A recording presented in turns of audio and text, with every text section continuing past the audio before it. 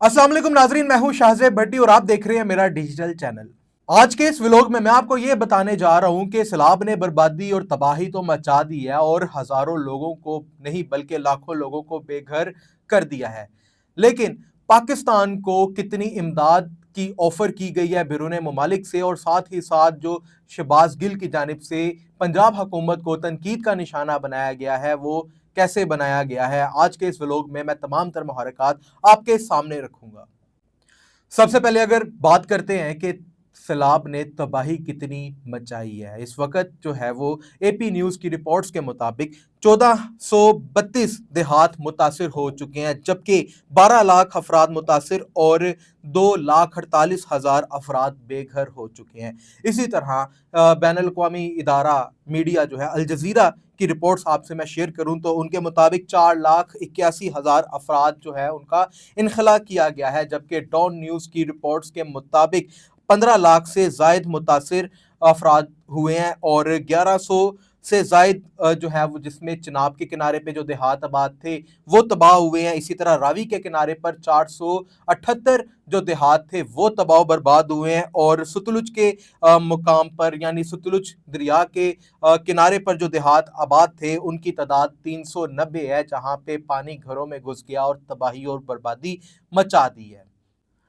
इसी तरह एनडीएमए की रिपोर्ट्स के मुताबिक तकरीबन 1799 अफराद जो हैं वो जाँ बहक इस सैलाब के अंदर हुए हैं और 1000 से जायद अफराद शदीद जख्मी हैं, जिनको हस्पतालों में मुंतकिल किया गया है।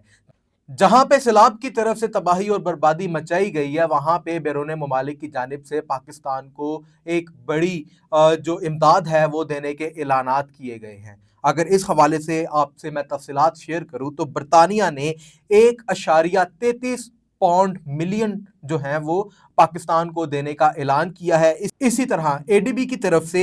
3 मिलियन डॉलर जो है वो पाकिस्तान को इमदाद देने का ऐलान किया गया है। इसी के साथ साथ बात कर ली जाती है अगर अक़वाम मुत्तहिदा की, तो 6 लाख डॉलर जो है वो पाकिस्तान को इमदाद के तौर पे देने के ऐलानात किए गए हैं।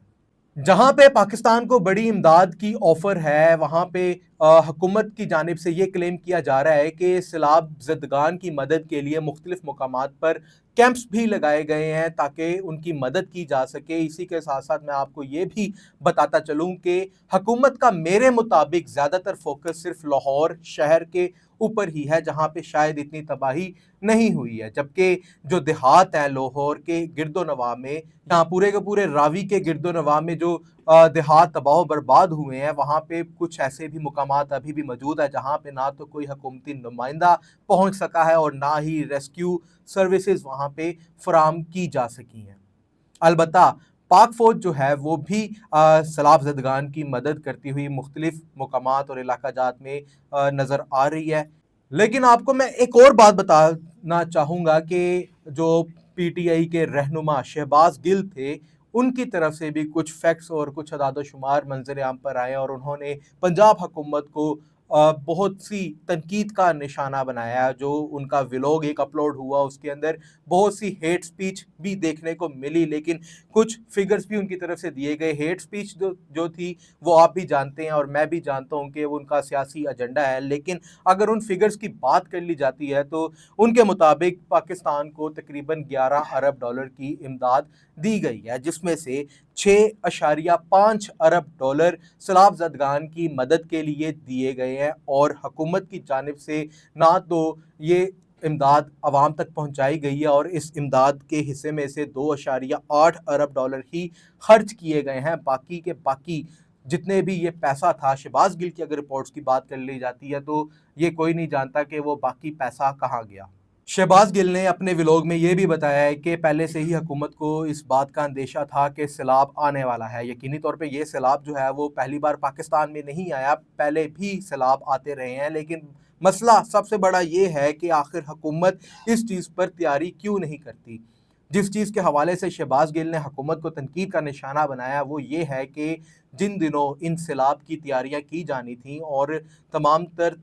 एहतियाती तदाबीर को अपनाया जाना था, उन दिनों में सीएम पंजाब जो थी वो जापान के दौरे पर गई हुई थी। یہ کافی حد تک میرے مطابق بات بالکل ٹھیک ہے کہ پاکستان میں سیلاب پہلی بار نہیں آیا اور پہلے بھی سیلاب آتے رہے ہیں۔ ہر سال یہ سیلاب آتا ہے تو حکومت کی جانب سے تمام تر احتیاطی تدابیر پہلے کیوں نہیں اپنائی جاتی؟ تبھی کیوں یاد آتا ہے جب ہزاروں لوگ بے گھر ہو جاتے ہیں اور ان کی جمع پونجی سیلاب کے پانی میں ڈوب جاتی ہے۔ سب سے بڑا مسئلہ اس سیلاب کی وجہ سے یہ بھی سامنے آیا ہے کہ کیسے حکومت کی جانب سے اپروول دی گئی اور راوی کی سرزمین کے اوپر بہت سی سوسائٹیاں کاٹ کر مہنگے داموں پلاٹ کی شکل میں فروخت کی گئیں۔ لوگوں نے اپنی جمع پونجی خرچ کر دی، اپنی زندگی کی محنت کی کمائی خرچ کر کر پلاٹ خریدے، وہاں پہ مکان بنائے اور وہ زمین صرف دریائی پانی کے اوپر دے دی گئی، اسی وجہ سے وہ آج ڈوب چکی ہے۔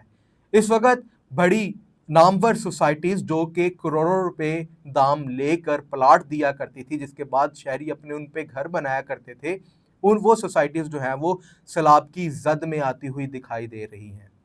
جہاں پہ اربوں ڈالر کی پاکستان کو امداد دینے کے اعلانات کیے گئے ہیں، وہاں پہ آپ کی بھی یہ ذمہ داری ہے کہ ضرور دیکھیں کہ سیلاب زدگان کی مکمل طور پہ حکومت کی جانب سے مدد کی جا رہی ہے یا پھر نہیں کی جا رہی۔ کیا یہ سیلاب کے جو امداد کا پیسہ ہے مکمل طور پہ سیلاب زدگان پر لگ رہا ہے یا پھر نہیں لگ رہا؟ البتہ میں آپ کو یہ بتاتا چلوں کہ میرے مطابق زیادہ تر جو حکومت کا فوکس ہے وہ لاہور شہر کے اوپر ہی رہا ہے۔ بہت سے ایسے دیہات موجود ہیں جہاں پہ حکومتی نمائندے نہ ہی جا سکے اور نہ ہی ریسکیو کا عملہ وہاں پہ جا سکا، اور لوگوں نے اپنی مدد آپ کے تحت جو ہے وہ اپنی جانوں کو اور اپنے مال کو محفوظ بنایا ہے۔ یہاں پہ شہباز گل کی بات کر لی جاتی ہے تو یقینی طور پہ یہ سیاسی ایجنڈا بھی ہے، اور جس طریقے سے انہوں نے کچھ فضول گفتگو بھی بیچ میں کی، تنقید کا نشانہ میرے مطابق بنانا کسی کو ٹھیک ہے، اپوزیشن کرنا بالکل ٹھیک ہے، لیکن جو اگر آپ ہیٹ سپیچ بیچ میں ڈال دیتے ہیں تو وہ میرے مطابق مناسب نہیں ہے۔ اس وقت میں بھی تنقید ضرور کر رہا ہوں، لیکن ہیٹ سپیچ میں کسی کے لیے نہیں کر رہا، میں صرف اور صرف فیکٹس اینڈ فگرز پر بات کر رہا ہوں۔ مزید سیلابی اپڈیٹس کے لیے میں آپ کو آگاہ رکھوں گا، میرے ساتھ ہی جڑے رہیے گا۔ اپنے میزبان شاہزیب بھٹی کو اجازت دیجیے، اللہ حافظ۔